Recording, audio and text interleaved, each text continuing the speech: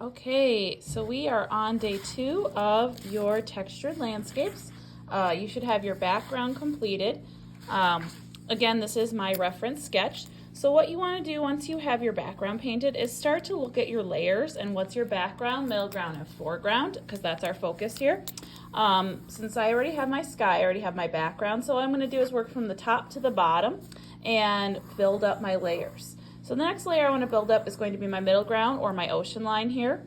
And then I will work on what is in my foreground, which is the house and the palm trees in another video. To create your texture mixture, this is the recipe we are using: 1/4 a cup baking soda, tablespoon Mod Podge, and then craft paint. You can use white craft paint or you can use a color depending on what works best for you. So today, I'm going to show you how I measure that out. So we have baking soda, and I have these little cups for you. We're using 1/4 a cup. They're exactly 1/4 a cup. So I'm going to pour that into my mixing container.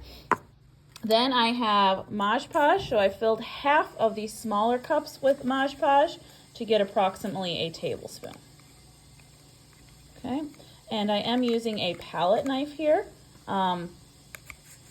We will talk a little bit more about palette knives, and I'm going to go over those with you guys.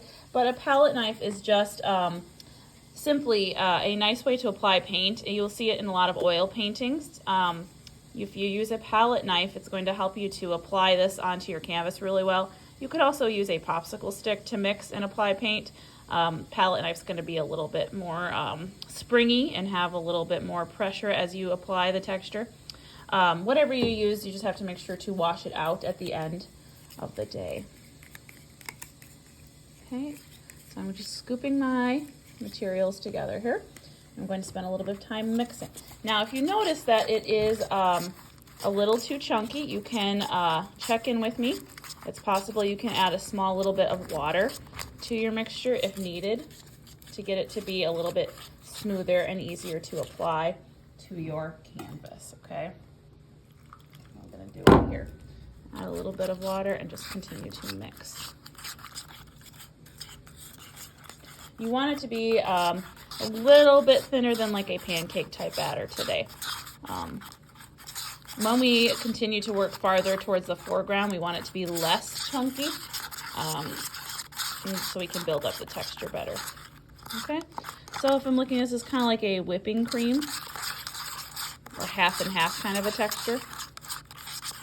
Okay, now notice I'm going to be applying just the base of my texture here with the color. I would like to add some highlights and stuff like that, but I'm going to work on that later.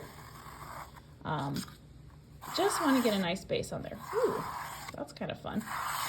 Do be careful if you splatter it. Now, this is one of those situations where we're just going to go with it, and I'm going to build up a little bit of some fluffy cloud texture on those places that I splattered, and that will be just fine.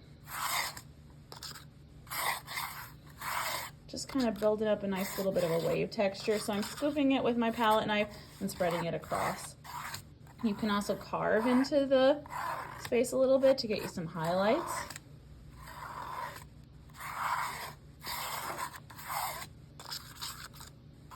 Just building up a little bit of texture. And as you can see, you can drag the palette knife across. You can kind of set the paint on there and sort of leave it thicker.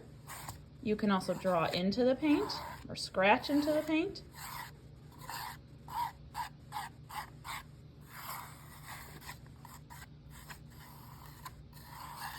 think we're going to figure out what I'm going to turn those little blobs into. I think it would be kind of fun to kind of build up my clouds a little bit. So I think I'm going to do that in another video and build up a little bit of texture in the clouds right over top of where I had that little splatter.